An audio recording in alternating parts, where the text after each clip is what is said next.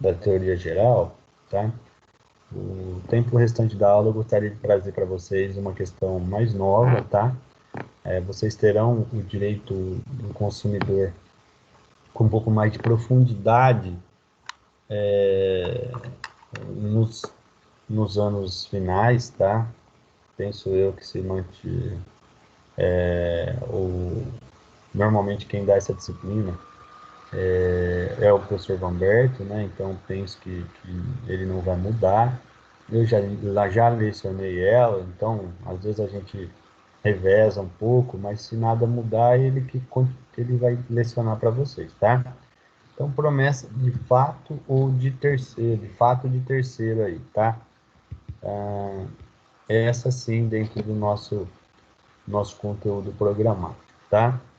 Seguindo, né, nós estávamos tratando da estipulação em favor de terceiro, e agora nós vamos tratar da promessa de fato de terceiro, tá? Está lá no artigo 439 do nosso código, tá bom?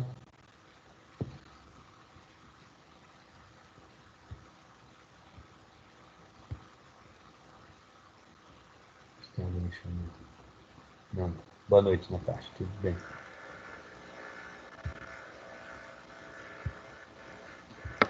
Aquele que tiver prometido fato de terceiro responderá por perdas e danos quando este não executar, tá? Então, olha só, né? Alguém que prometa algo que um terceiro vai fazer pode vir a responder por perdas e danos, tá? Trata-se do denominado contrato por outrem, ou também chamado de contrato ou de promessa de fato de terceiro, tá? O único vinculado é aquele que promete, assumindo a obrigação de fazer que, não sendo ela executada, vai ser resolvido em perdas e danos. Isso porque ninguém pode vincular um terceiro a uma obrigação, tá? As obrigações têm como fonte somente a própria manifestação da vontade do devedor, a lei ou eventual ato ilícito, tá? Não tem problema, Renan. Fica tranquilo. Boa noite. Tá?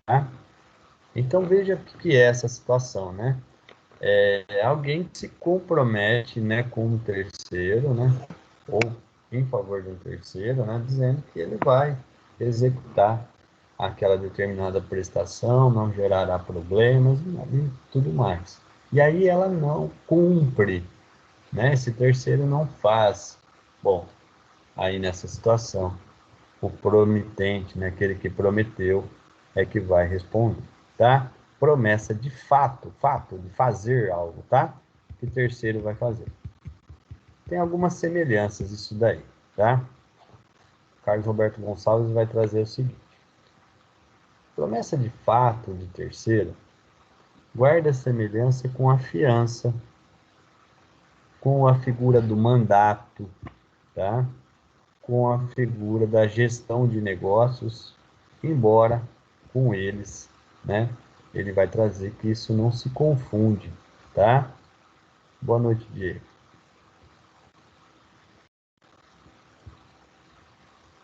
Fiança é aquele que promete fato de terceiro, né? Assemelha-se a um fiador nessa situação. Por quê? Porque assegura uma prestação prometida. Então, se alguém, por exemplo, prometer levar um cantor de renome a uma determinada casa de espetáculo ou clube, sem ter obtido dele previamente uma devida concordância, responderá por perdas e danos perante os promotores do evento, se não ocorrer a prometida apresentação na ocasião anunciada, tá? Se eu tiver feito, nenhuma obrigação haveria para quem fez a promessa. Artigo 440, tá? Bom, embora a semelhança, a promessa não se confunde com fiança, visto que a garantia de confiança fidejussória é contrato acessório, ao passo que a promessa de fato de terceiro é o próprio contrato principal, tá?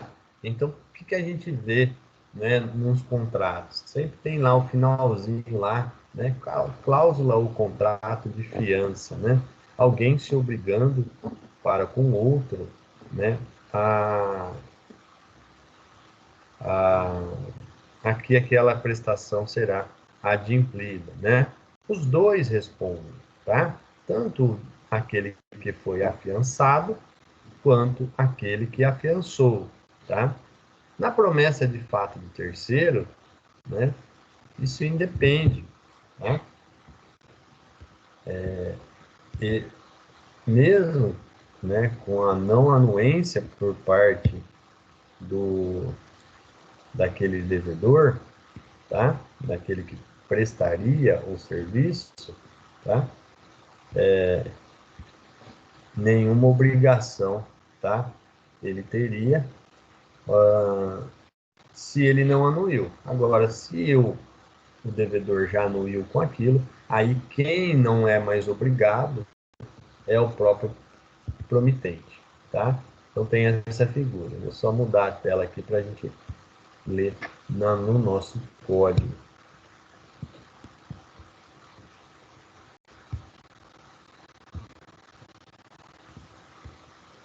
Então tá aí. Promessa de fato do terceiro. Aquele que tiver prometido fato de terceiro responderá por perdas e danos quando este terceiro não executar, tá? Artigo 439 do nosso Código. Tal responsabilidade não existirá se o terceiro for o cônjuge do prometente. Então, nós temos uma situação diferente aí. Dependendo da sua anuência, o ato a ser praticado, e desde que, pelo regime de casamento, a indenização, de algum modo, venha a recair sobre os seus bens, tá?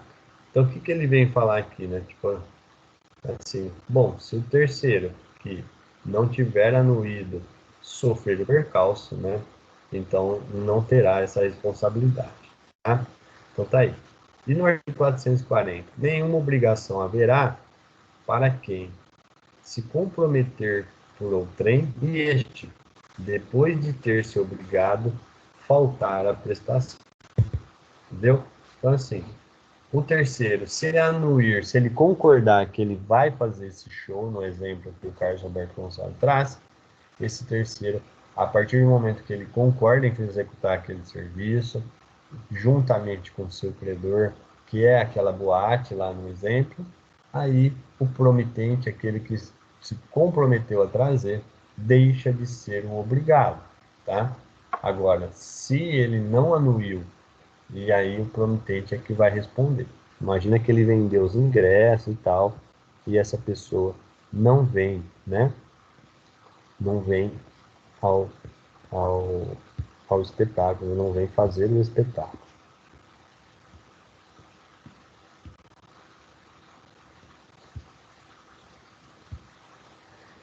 Mandato. Outra situação. Mandato, gente, é o procurador, tá?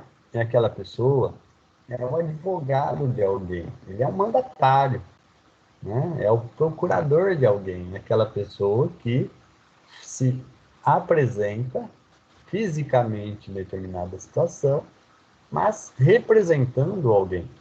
Num cartório para compra de imóvel, né? Então tem lá o mandatário, tem o procurador, o mandatário de determinada empresa, né? Então ele se apresenta lá como mandatário de diretor, como o procurador, tá?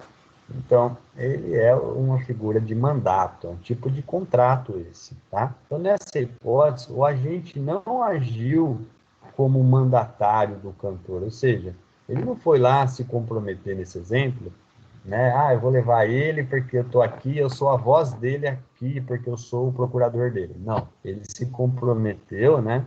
De forma alguma se apresentando como mandatário daquele cantor, tá? Se ele fosse mandatário, ele seria o seu representante. Aí, de fato, ele não teria a obrigação pessoal, tá? Agora, ele não sendo mandatário, ele simplesmente se obrigou pessoalmente para aquela situação. Então, não se confunda, tá? E o gestor de negócio, né? Gestão de negócio. Igualmente não se confunde com esta com a gestão de negócio, pelo fato de o promitente não se colocar na defesa dos interesses do terceiro, tá? Isso aí é quem traz é o Caio Mário, tá? Então isso também ele não é o gestor do negócio lá daquele cantor, tá certo? Então quando ele se apresenta como gestor, como um funcionário, como alguma coisa, aí tudo bem, né? Um administrador da empresa, tal. Agora, se não for essa situação, é uma promessa de fato de terceiro mesmo, né? Que ele, o promitente, se obrigou pessoalmente com um terceiro, sem pedir a anuência sem conquistar a anuência prévia do executor, e aí o executor não pratica, tá? Bom, ele prossegue dizendo o seguinte: inovações introduzidas pelo novo código, né, pelo Código de 2002. O Código de 2002, depois de reproduzir quase que de forma idêntica ao artigo 929, né, do Código 16, editou duas regras novas para complementar o capítulo, denominado promessa de fato de terceiro. A primeira veio a compor o parágrafo único do artigo 439, que recebeu a redação. Tal responsabilidade não existirá se o terceiro for o cônjuge do promitente, dependendo da sua anuência o ato a ser praticado, e desde que, pelo regime de casamento, a indenização de algum modo venha a recair sobre os seus bens, tá? Essa nova regra, ela visou, então, aí, como falou o Carlos Roberto Gonçalves, né, a proteção, né, do patrimônio de um dos cônjuges, né, contra aqueles desatinos praticados pelo outro, tá? Então, o que ele fala? O dispositivo ele nega eficácia àquela promessa de fato de terceiro quando este for cônjuge do promitente, então o terceiro for cônjuge, tá? O ato a ser por ele praticado, né, e o ato a ser praticado depender da sua anuência e em virtude do casamento, né, os bens dele venham a responder pelo descumprimento da promessa, tá? O Silvio Rodrigues, que é um escritor, ele fala o seguinte: a hipótese de o marido ter prometido obter a anuência da mulher numa fiança, por exemplo, né, outorga uxória, né, chamada de outorga uxória, tá? Tendo esta se recusado a prestá-lo. A recusa sujeitaria o promitente a responder por perdas e danos, já que ele que prometeu que ela faria isso, tá? Porém, quem teria o prejuízo a responder o perda e dano, que iria sair do patrimônio do casal, né? Consorciado por um regime de casamento comum, tá? Para evitar esse litígio familiar, né, o legislador tira a eficácia da promessa, tá? Então, para não prejudicar o próprio bem reflexamente que atingiria a esposa, né, a mulher nesse caso, né, a cônjuge, né, então o legislador preferiu de 2002 tirar a eficácia dessa promessa quando for cônjuge, logicamente a depender do regime de casamento, né? Porque você imagina que o regime de casamento for da separação total de bens, então não tem sentido, né? O patrimônio dela não vai estar comprometido de qualquer forma. Então ele responde sim, tá? Por perdas e danos, tá bom? Então, o que ele continua aqui. Na sua exposição de motivos complementar, Agostinho Alvim informa que a regra em tela visa impedir que o cônjuge, geralmente a mulher, pode ter usado do seu direito de veto e ainda assim venha a sofrer as consequências da ação indenizatória que mais tarde for movida contra o seu cônjuge promitente, tá? O pressuposto é que, pelo regime do casamento, a ação indenizatória venha, de algum modo, a prejudicar o cônjuge que nada prometera, tá? Deve-se registrar que a fiança dada pelo marido, sem anuência da mulher, pode vir a ser anulada, tá? Artigo 1649, que é a necessidade da outorga marital. Se a hipótese for de concessão de aval, pode esta opor até embargo de terceiro para livrar da penhora a sua meiação, a sua metade, tá? Ainda, no regime da comunhão parcial, que é o regime oficial, excluem-se da comunhão as obrigações provenientes de atos ilícitos, salvo reversão em proveito do casal, tá? Tá lá no artigo 1659, inciso 4, tá? Então é isso, né? Explicando em logo essa situação aí, em miúdos, tá?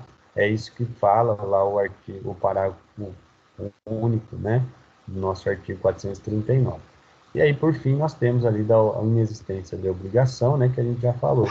Nenhuma obrigação haverá para quem se comprometer por outrem, se este, depois de se ter obrigado, faltar a prestação, tá? Então, se nesse caso houver, né, o comprometimento já desse terceiro, é ele mesmo que vai responder, tá?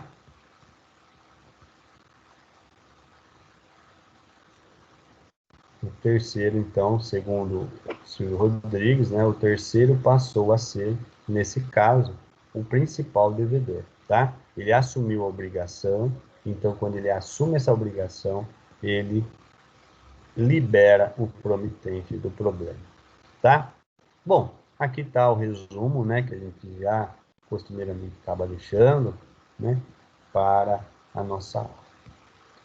Bom, pessoal, de promessa de fato de terceiro é isso, tá? Agora a gente vai falar um pouquinho da lei de superendividamento, né, que é uma lei nova agora de julho de 2021, tá? É uma lei que fala aí do direito contratual, né, principalmente, né, a gente falou da teoria da imprevisão e tudo mais. Agora vem uma lei, né, em julho desse ano, para tratar, né, das consequências desse superendividamento, né, que os brasileiros atravessam, tá? Com relação à promessa de fato de terceiro, alguma dúvida, pessoal?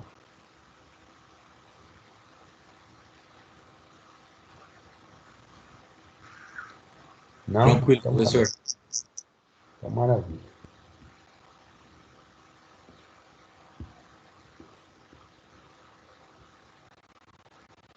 Bom, trago para vocês, eu mandei material, um artigo da mestre, né, Karina, tá? Ela está aqui até o final. Ela é professora, tá? Mestre em Direito e Relações da Universidade Federal do Paraná, tá? Também aí ela atua como professora em algumas outras coisas. E ela escreveu um artigo muito legal sobre a lei, né, do superendividamento, tá? E uma ação aí de repactuação das dívidas, tá? Esse artigo eu compartilhei aí com vocês, tá? Para que vocês possam ter ele nesse material, né? E ela traz aí todo um bojo, né, da mudança que a lei 14.181 trouxe, né, no Código de Defesa do Consumidor, no próprio Estatuto do Idoso, tá? Para como uma forma de aperfeiçoar, né, a questão, né, dos contratos, né, principalmente esses contratos envolvendo uma relação de consumo ou envolvendo pessoas idosas, tá?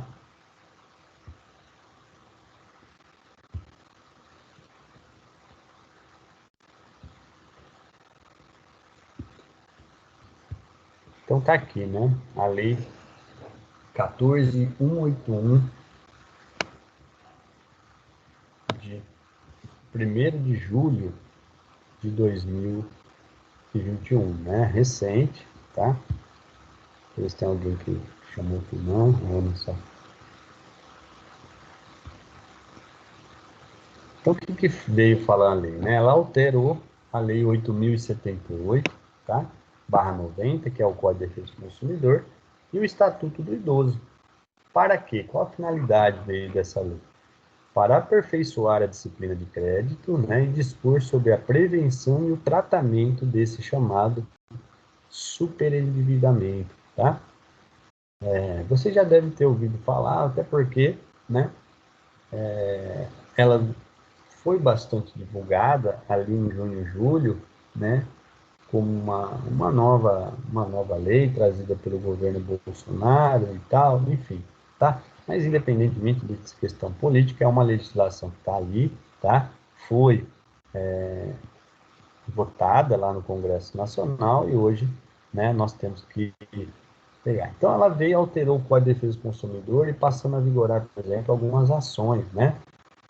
De fomento às ações direcionadas a uma educação financeira e ambiental dos consumidores, tá? Então ela trouxe uns princípios, tá? De prevenção ao tratamento do endividamento como uma forma de evitar a exclusão social do consumidor, né? Que é o que acaba acontecendo, né? Você vai se endividando, chega uma hora que as portas se fecham, né? Então ela traz no seu bojo diversas situações, tá? Vamos ver direto no nosso código, a gente faz ali, né, a devida compensação, né, com a lei, tá? No nosso Código de Defesa do Consumidor. Então, onde que ela altera, né? Ela altera ali na própria política do nosso código, né? Então, aqui, ó. A Política Nacional das Relações de Consumo tem por objetivo o atendimento às necessidades dos consumidores, o respeito à sua dignidade, à sua segurança, saúde, proteção dos seus interesses econômicos, melhoria da sua qualidade de vida, bem como a transparência e harmonia nas relações de consumo, atendidos os seguintes princípios, tá? E aí ele vem falar do reconhecimento da vulnerabilidade do consumidor no mercado de consumo e tal. E lá, no seu final, né, aqui no seu inciso 9, né, o fomento de ações direcionadas, né, à educação financeira e ambiental dos consumidores. Então, hoje nós temos esse princípio, esse objetivo, perdão, né, da Política Nacional das Relações de Consumo, tá? Então, foi incluído esse e o da prevenção, ó lá, prevenção e tratamento do endividamento como forma de evitar a exclusão social do consumidor.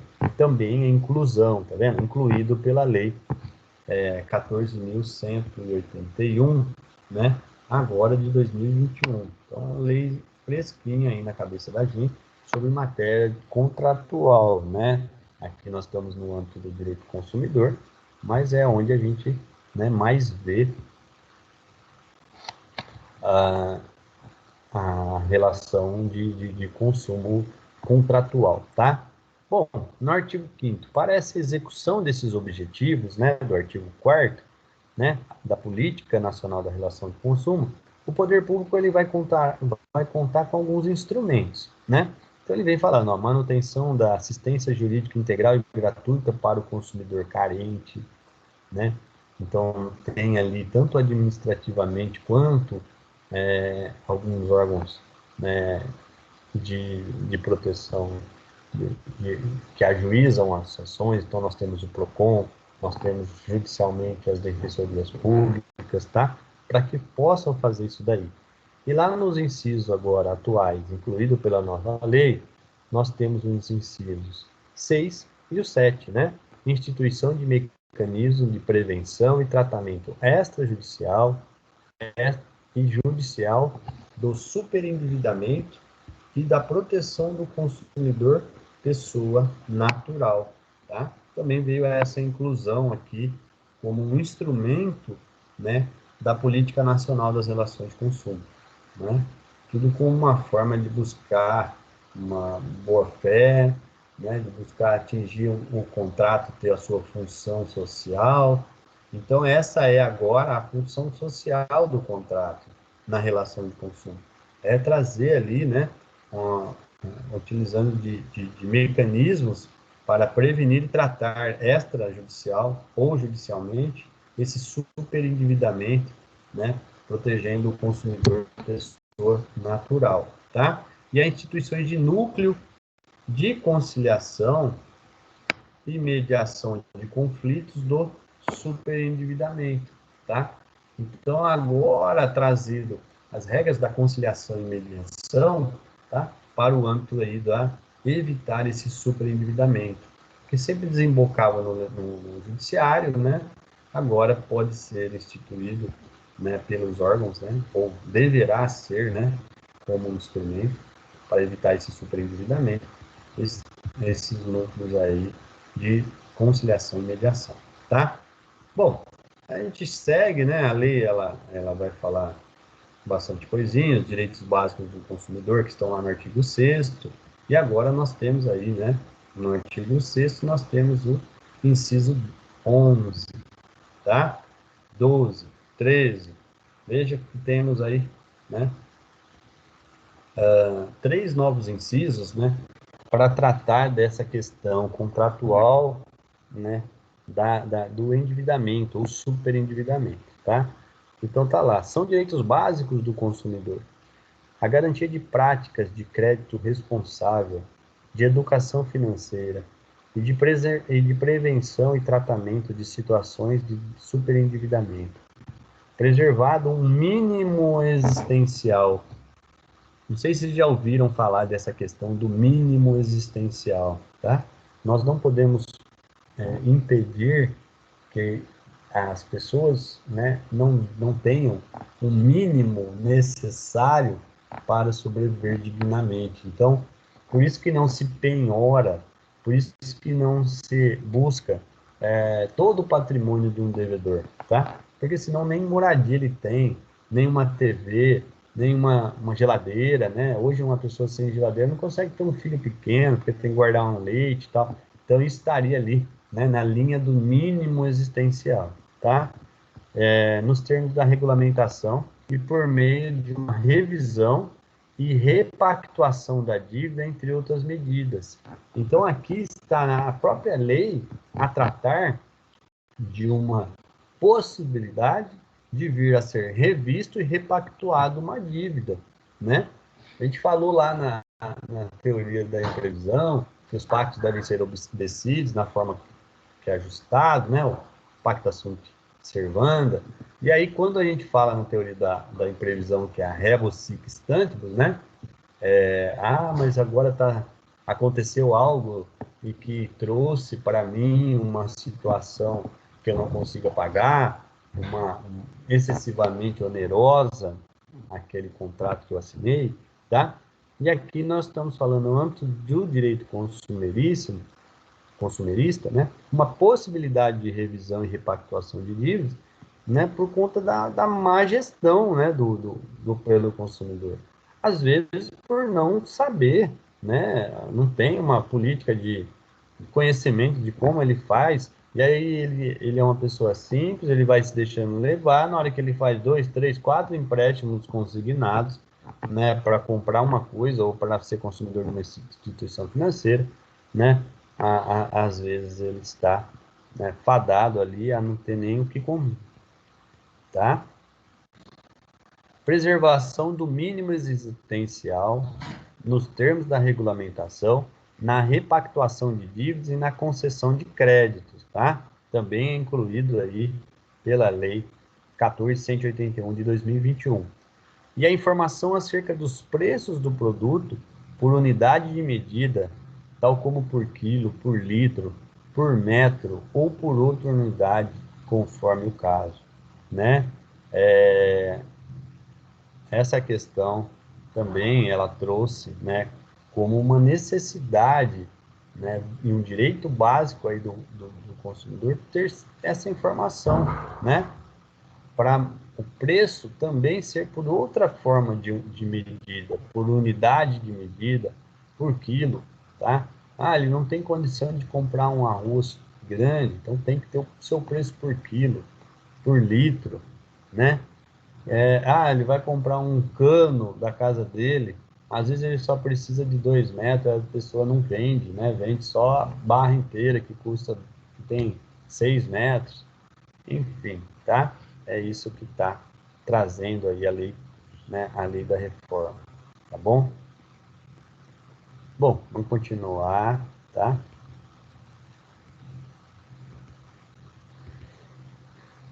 Se vocês forem na lei, aí ela vai lá, né, falando do artigo 6º, de onde ela alterou, tá? Ele criou um capítulo especial, que é o capítulo 6A, Prevenção e Tratamento do Superendividamento, tá? Lá no artigo 54. Poxa, abri a tela errada, desculpa. Então, hoje nós temos aqui, né, uma nova situação.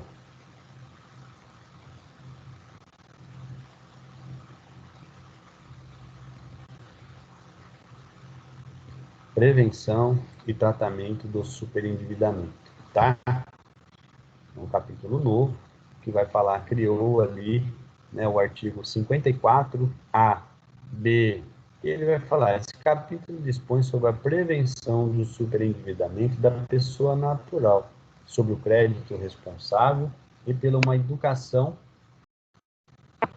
financeira do consumidor, tá? E aí ele explica o que é esse fenômeno chamado superendividamento, que pode ser revisto, né? Que pode ser repactuado. O que é isso?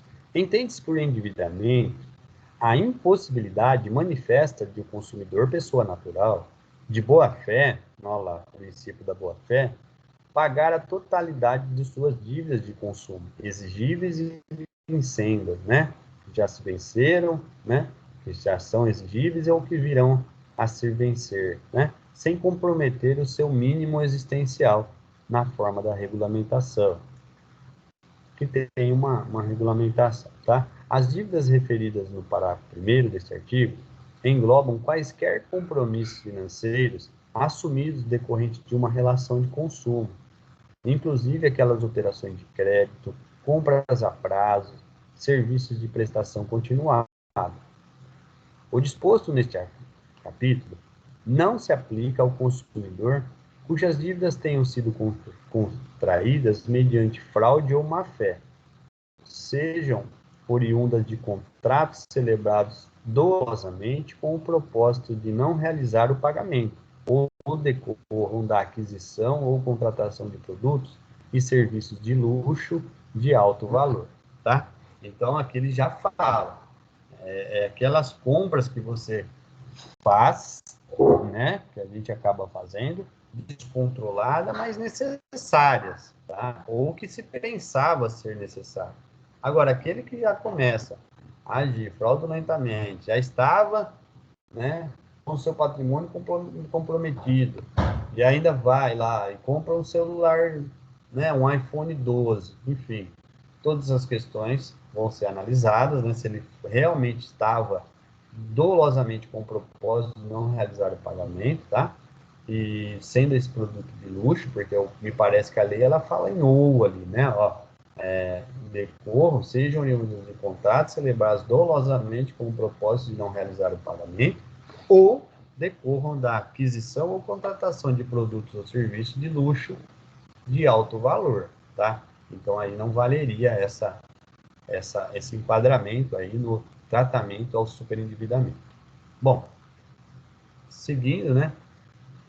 No fornecimento de crédito e na venda a prazo, além das informações obrigatórias previstas no artigo 52 e na legislação aplicável, o fornecedor ou intermediário deverá informar ao consumidor, prévia e adequadamente, no momento da oferta sobre o custo efetivo total e a descrição dos elementos que o compõem, tá? Então, essa é uma inclusão, né, que obriga os bancos, que obriga os bancos, né, a informar, né, todas essas questões aí, né, o custo efetivo daquilo que o consumidor está comprando, tá? A taxa efetiva mensal dos juros, bem como a taxa de juros de mora e total dos encargos, de qualquer natureza, previsto para eventual atraso, o montante das prestações e o prazo de validade daquela oferta, que deve sempre ser no mínimo de 2 dias, o nome e endereço, inclusive eletrônico do fornecedor, né? A gente tinha, numa situação, diversas empresas que a gente consumia e que era difícil você encontrar o endereço. Faço exemplo, né, a gente tratou um pouquinho disso, a compra e venda através do Mercado Livre, né? Ah, como que eu posso processar o Mercado Livre, né?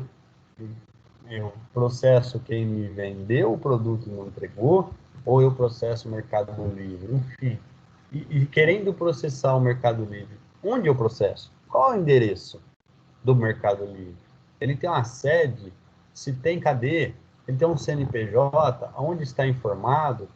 Enfim, tudo isso, gente, gera aí uma questão, né? Misturando um pouco da internet com a relação de consumo, uma necessidade da gente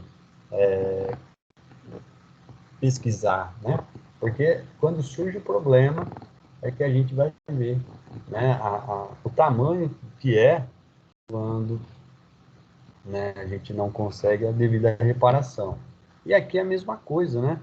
Se você nem sabe quem que você está contratando, de repente você só tem a dívida só, mas você não tem nem o endereço da pessoa quem você vai pagar, tá? Então você não consegue discutir mais nada.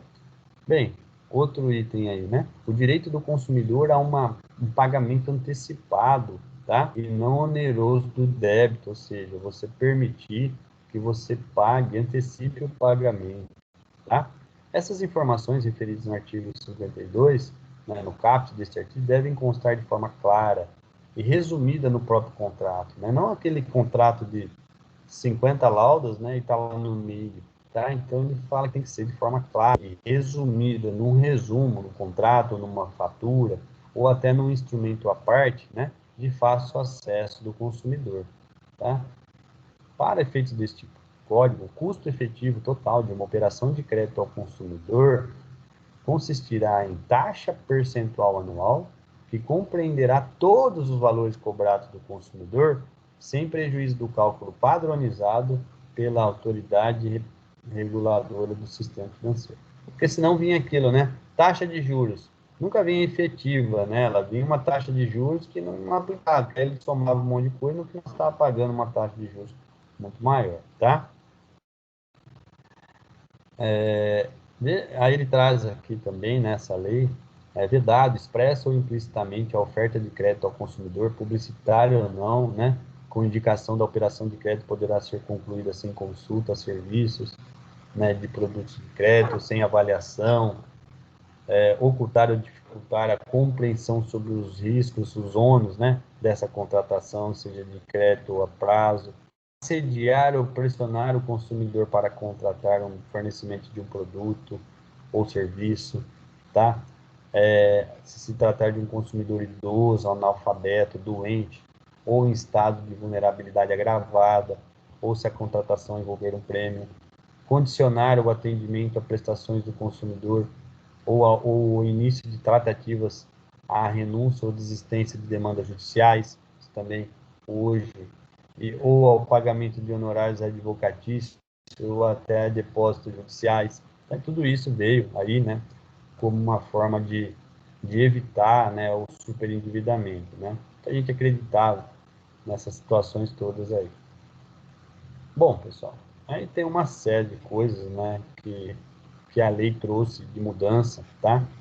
Para fins da, da prevenção e do tratamento do superendividamento, tá? Bem, o que eu gostaria também de mostrar para você, né, para vocês, é essa situação, né, da conciliação no superendividamento, tá? Que é o artigo 104, está lá no artigo, né, na doutrina que eu acabei mandando aí para vocês, tá? Ela vai tratar um pouco disso, dessa possibilidade de uma conciliação, tá? Em matéria, né, de direito do consumidor, tá aí, né? A conciliação no superendividamento. Artigo 104, também criou-se ali o item A, né? Capítulo 5 ali, ó. A requerimento do consumidor superendividado, uma pessoa natural, o juiz poderá instaurar um processo de repactuação de dívidas, com vistas à realização de audiência conciliatória, presidida por ele ou por um conciliador credenciado no juízo, com a presença de todos os credores das dívidas previstas lá no artigo 54A, ou seja, daquelas das relações de consumo, na qual o consumidor apresentará uma proposta de plano de pagamento com prazo máximo de 5 anos, preservados o mínimo existencial nos termos da regulamentação e as garantias e as formas de pagamento originalmente pactuadas, né? Então, veja que interessante, né? Agora pode ser isso, né? Você traz para uma audiência os credores, né? Ah, eu tenho lá um empréstimo consignado no banco Crefisa. Ah, tenho no banco MG lá, né? Acho que é isso, MGM, sei lá. Enfim, né? BV Financeira. Aí você traz aquela série de credores seu, no âmbito do direito do consumidor, tá? E tenta repactuar essa dívida numa forma em 5 anos, tá? Aí ele vem falando quando exclui, né? Excluem-se do processo de repactuação das dívidas, ainda que decorrentes da relação de consumo, aquelas oriundas de contratos celebrados dolosamente sem o propósito de pagamento, tá? Aquilo que a gente já falou. O não comparecimento injustificado de qualquer credor ou do seu procurador, né, do seu mandatário, com poderes especiais e plenos para transigir, a audiência de conciliação acarretará a suspensão da exigibilidade do débito e a interrupção dos encargos de mora. Então, vai parar de correr juros, né, se o credor faltar, bem como a sujeição obrigatória àquele plano de dívida, né, plano de pagamento da dívida, se o montante devido ao credor ausente for certo e conhecido pelo consumidor, devendo o pagamento a esse credor ser estipulado para ocorrer apenas após o pagamento daqueles credores presentes à audiência de conciliação. Então, olha que interessante, né? Se faltar uma audiência de conciliação ao credor agora, nesse novo processo que agora existe, que antes não existia, né, de repactuação de dívidas, esse credor ausente vai ficar para o fim da fila, tá? Havendo acordo com qualquer credor, a sentença judicial que homologar, ela vai descrever o plano de pagamento da dívida e terá eficácia como um título executivo, tá? E força de coisa julgada. E aí ele vem falando o que vai constar desse plano, né, de pagamento aí. Medidas de dilação de prazo, redução de encargos, remuneração do fornecedor, entre outras destinadas a facilitar o pagamento da dívida, referências à suspensão ou extinção de ações judiciais em curso, às vezes já foram movimentadas, data a partir da qual será providenciada a exclusão do consumidor de bancos de dados de cadastro de inadimplente, condicionamento de seus efeitos à abstenção pelo consumidor de condutos que importem no agravamento de sua situação de superendividamento. Então, imagina, ele faz o acordo com os credores vencidos até agora e, de repente, ele vai, né, e começa a gastar de novo, tá? Então, essa questão aí que não pode. O pedido do consumidor a que se refere o caput desse artigo não importará numa declaração de insolvência civil, de falência dele, e poderá ser repetido somente após decorrido o prazo de 2 anos contado do pagamento total, liquidação daquelas obrigações previstas no plano de pagamento homologado pelo juiz, sem prejuízo de eventual repactuação dessas dívidas, tá? Se houver êxito na conciliação em relação a qualquer credor, o juiz, a pedido do consumidor, se não houver, instaurará um processo por superendividamento para revisão e integração dos contratos e repactuação das dívidas remanescentes mediante um plano judicial compulsório, obrigatório, tá? E procederá à citação de todos os credores cujo crédito não seja integrado naquele acordo celebrado, tá? Serão considerados nesse novo processo chamado de superendividamento, se for o caso, os documentos e as informações prestadas na audiência. E no prazo de 15 dias, os credores citados juntarão documentos e as razões em que se negaram a consentir com um plano voluntário ou de renegociar. O juiz poderá, inclusive, nomear um administrador, né, desde que isso não custeie, não onere demais as partes, qual, no prazo de até 30 dias, após cumpridas as diligências eventualmente necessárias, apresentará um plano de pagamento que contemple medidas de temporização e de atenuação dos encargos, tá? Então, veja, gente, como que é interessante, né, essa nova regra aí, né? E aí o plano judicial obrigatório, né, assegurará aos credores, no mínimo, o valor principal, corrigido monetariamente, né, mas sem juros, e preverá a liquidação total da dívida após a quitação do plano de pagamento consensual, né? Então, o compulsório é aquele decidido por juiz. E o compulsório só virá depois de pago o consensual, tá? E aí em 5 anos, sendo que a primeira parcela será devida no prazo máximo de 6 meses, 180 dias, melhor dizendo, né? Contado da homologação judicial, e o restante do saldo será devidamente apurado em parcelas mensais iguais e sucessivas, tá? Então tá aí. Que, que essa fase pode vir também a acontecer.